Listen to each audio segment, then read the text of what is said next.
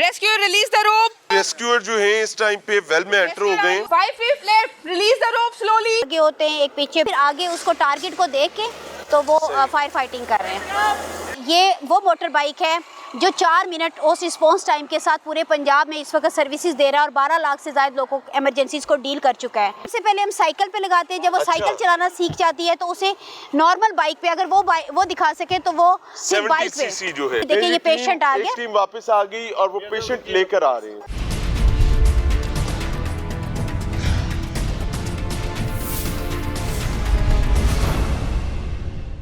शुरू खातमुन नबीयीन सल्लल्लाहु अलैहि वसल्लम के खालिक और मालिक के बाबरकत नाम या अल्लाह के साथ जो रहमान भी है और रहीम भी। अस्सलाम वालेकुम नाजरीन, मुझे मियां इमरान अरशद कहते हैं और आप देख रहे हैं प्रोग्राम लाहौर पूछता है। रेस्क्यू 1122 वतन अजीज इस्लामी जमहूरिया पाकिस्तान का मेरे नज़दीक वाहिद महकमा और वाहिद इदारा जिसको मैं वाकई फलाही रियासत की जानिब एक कदम कह सकता हूँ, मान सकता हूँ। आज का प्रोग्राम रेस्क्यू 1122 के उन हीरोज के नाम, उन जवानों के नाम जो दिन रात मेहनत करते हैं सिर्फ इस वजह से कि आम आदमी को महफूज रखा जा सके। तो आज उन्हीं जवानों से आपके हजूर कुछ ऐसी बुनियादी टेक्निक्स पेश करने की कोशिश करेंगे कि अगर कोई डिजास्टर होता है, कोई इमरजेंसी सिचुएशन होती है तो बहैसियत पाकिस्तानी, बहैसियत एक अच्छा शहरी आपने क्या करना है।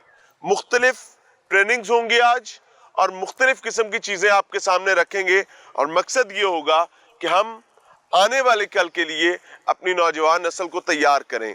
और ये बताता चलूं कि ये रेस्क्यू 1122 वही है जिसने पाकिस्तान की नुमाइंदगी पहली दफा टर्की में की और पूरी दुनिया में पाकिस्तान का नाम रोशन किया। अच्छा जी, डेली जो एक्सरसाइजेज और ट्रेनिंग्स यहाँ पर चल रही होती हैं वो चल रही हैं और मुझे फारूक भाई और मैडम दीबा नजर आ रहे हैं। अस्सलाम वालेकुम जी, मैडम कैसी हैं? फारूक भाई अस्सलाम वालेकुम जी, वेलकम से। ठीक है, thank you very much, thank you very much. अस्सलाम वालेकुम पाकिस्तान और आप सब टीम को यहाँ खुशामदीद कहते हैं। ये इमरजेंसी सर्विसेज अकेडमी है जहाँ से पाकिस्तान भर के रेस्क्यू और तरबियत हासिल करते हैं।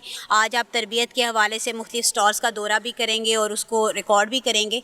और ये बताती चलूँ कि ये पाकिस्तान की वो अकेडमी है जहाँ से हर रेस्क्यू ट्रेंड होता है और इस वक्त 24,000 से ज़ायद रेस्क्यूज़ पाकिस्तान भर के यहाँ से तरबियत याफ्ता होकर अपने अपने सूबों में अपने अपने इज़ला में काम कर रहे हैं। इस एकेडमी का एक और बहुत बड़ा एजाज़ है जो जनूबी एशिया में है, वही आप देख रहे होंगे कि जो एकेडमी की सर्च एंड रेस्क्यू टीम है जिसे पाकिस्तान रेस्क्यू टीम के नाम से जाना जाता है, वो यूनाइटेड नेशंस इंसराग ज़ेली इदारा है यूनाइटेड नेशंस का, जो इंटरनेशनल डिज़ास्टर रिस्पॉन्स के लिए टीमों को तैयार करता है। रिस्पॉन्स करने के लिए एक मैकेनिज़्म है जिस पर रिस्पॉन्स किया जाता है। 2019 में एकेडमी की ये टीम जो है वो यूनाइटेड नेशन से सर्टिफाइड हुई और उसी की बेस पे रिसेंट जो टर्किया का हमने ऑपरेशन किया, हमारा मिशन गया, वो ये टीम गई थी बेसिकली और वहाँ पे जाके बहुत सक्सेसफुल ऑपरेशन करके कई कीमती जानों को बचाया। दूसरा, इस एकेडमी का ये एजाज़ भी हासिल है कि पहला जो सार्क चैलेंज है, सार्क कंट्रीज़ जो हैं उसमें जितने भी अगर इमरजेंसी सर्विसेज हैं उनको हमने इनवाइट किया और वो यहाँ पे आए, इमरजेंसी सर्विसेज रिफॉर्म्स भी देखे और उन्होंने कंपटीशन में भी हिस्सा लिया। तो जहाँ पे नेशनल लेवल पे एक्टिविटीज़ इस एकेडमी में की जाती हैं वहाँ पे इंटरनेशनल जो लिंकेजेस है और उसके लिए भी ये एकेडमी हाजिर है।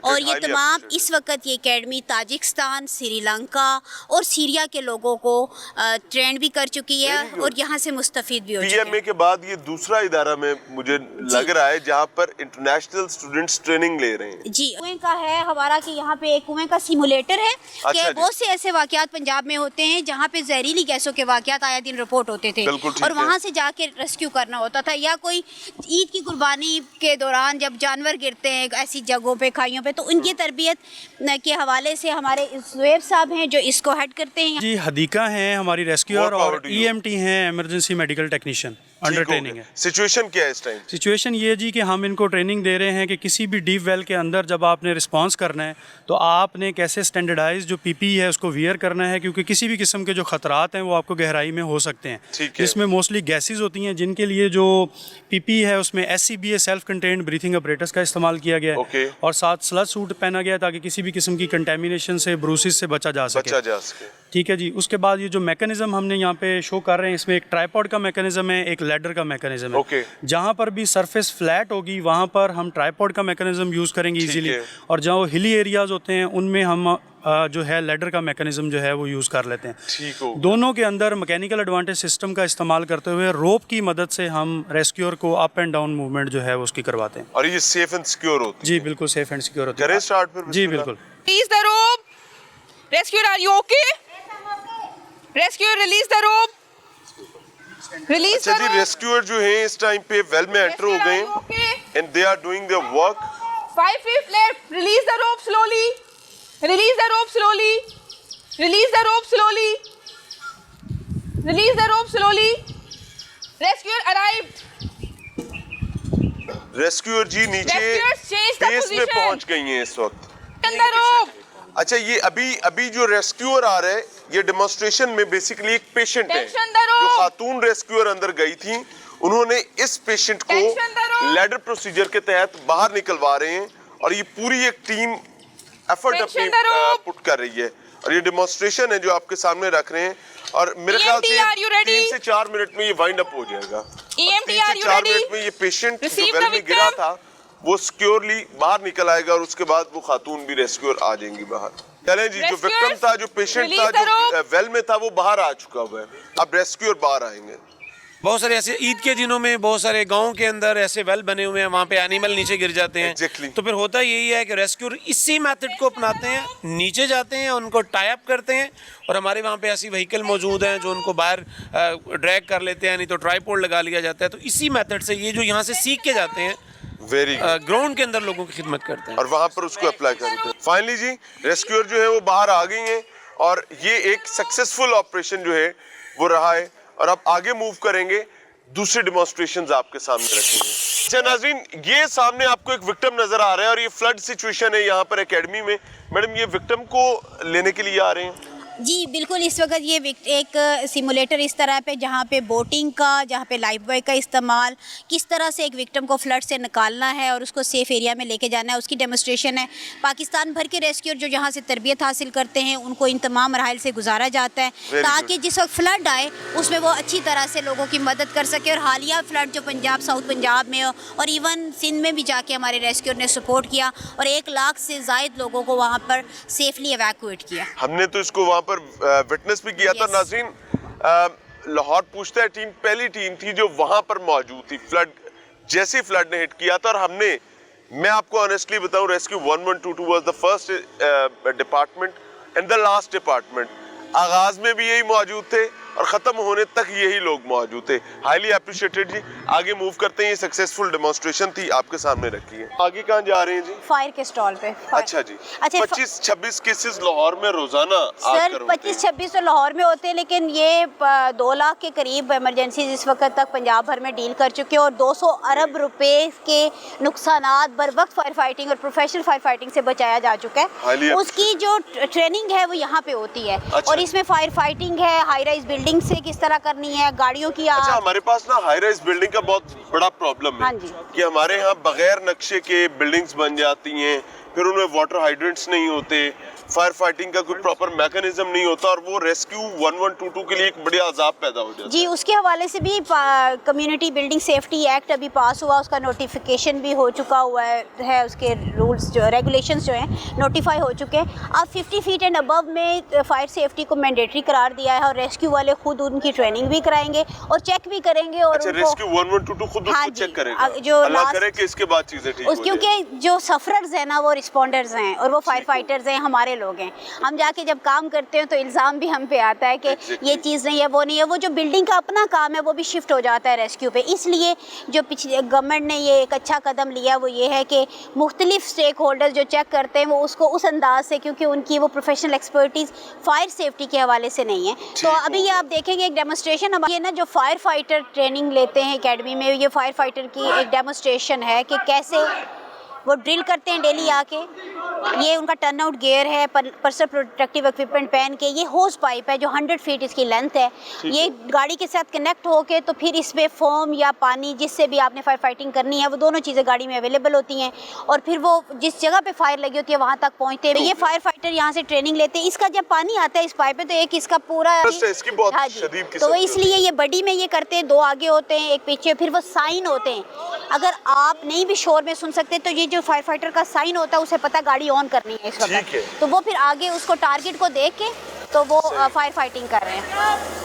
प्रेशर आपका भी ये साइन वो दे रहे हैं, प्रेशर आप अगर नहीं भी आवाज आ रही है ज्यादा भी है तो उनके पास अपना वो जो साइन है वो उसके जरिए वो फायर फाइटिंग कर रहे हैं। इसमें फोम और वाटर मिक्स है, मिक्स किया हुआ है, फोम और वाटर मिक्स किया हुआ है, क्योंकि यूजुअली लोग जो हैं पानी के साथ, सिर्फ पानी एक बेस्ट एजेंट है फायर फाइटिंग का, लेकिन जितनी भी पेट्रोकेमिकल की फायर्स होती हैं उसमें फोम लाजमी होता है। और दूसरी बात यह है कि दुनिया भर में जो फायर फाइटर होता है ना उसको बड़ी रिस्पेक्ट की निगाह से देखा जाता है। रेस्क्यू की ट्रेनिंग के से पहले तो हमें भी नहीं पता था, लेकिन मैंने जब पहले लड़के शहीद हुए थे गक्कड़ प्लाजा में, 13 फायर फाइटर शहीद हुए थे उस वक्त, वो 3-4 मुख्तलिफ इदारों से थे। ये आप अगर दिखा सकें तो ये मोटर बाइक पे आपको कुछ लोग नजर आ रहे होंगे, ये वो मोटर बाइक है जो 4 मिनट उस रिस्पॉन्स टाइम के साथ पूरे पंजाब में इस वक्त सर्विसेज दे रहा है और 12 लाख से ज़्यादा लोगों को एमरजेंसीज को डील कर चुका है। फीमेल्स भी हमारी आती हैं जिनको अभी साइकिल चलाना भी नहीं आती, तो इनिशियली खातून है वो खातून को वो देखें, उसको सबसे पहले हम साइकिल पे लगाते हैं। जब वो साइकिल चलाना सीख जाती है तो उसे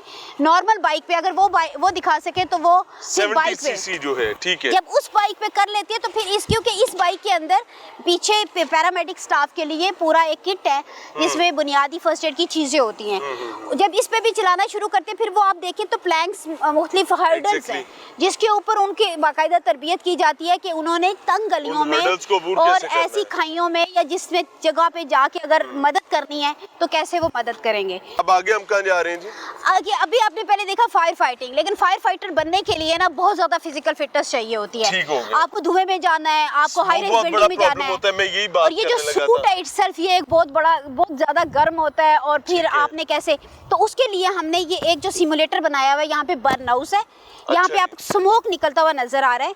ये एक जैसे प्लाजा बनता है ना कोई 3-4 स्टोरी, तो वहाँ से आपको लोगों को निकालना होता है, उसी फॉर्मेट पे ये सिमुलेटर बना हुआ है। जब भी कहीं आग लगती है वहाँ पर सबसे बड़ा, हमने एलडीए प्लाजा में आग लगी देखी, वहाँ सबसे बड़ा प्रॉब्लम ये था, इवन वहाँ से हेलीकॉप्टर भी इस्तेमाल किया गया, वहाँ धुआं बहुत बड़ा मसला था, पूरे बिल्डिंग में धुआं भर जाता है और सांस बंद होता है, रेस्क्यूअर के लिए भी वो बड़ा मसला होता है। तो उसी के लिए ये इन्होंने फायर टर्न आउट गियर पूरा पहना हुआ है, सेल्फ कंटेन ब्रीदिंग ऑपरेटर्स पहन के पूरा अपने आप को कवर करके आपने स्मोक रूम एंट्री करनी होती है। वो देखें कि आप वो इस वक्त चेक कर रहे हैं, पहले उसका टेम्परेचर अपने उससे, उसके बाद वो अपने एक्स को यूज़ करते हुए किस तरह से डोर को ओपन करेंगे साइड से, ताकि थोड़ी बहुत बाहर आए और उनको अंदाज़ा हो कि वो एंट्री जब करें तो किस रो से। फिर wall to wall search method के जरिए वो वहाँ पे जाएंगे और अंदर से लोगों को निकाल, जो पहला बस्ट है उसको उन्होंने निकलने दिया। इस तरह बेसमेंट में ये क्रू जा रहा है और ऊपर जो सर्च करने के लिए दूसरा क्रू जा रहा है, और इसमें हम लोग, और ये दोनों ने एक दूसरे के शोल्डर पर हाथ रखे,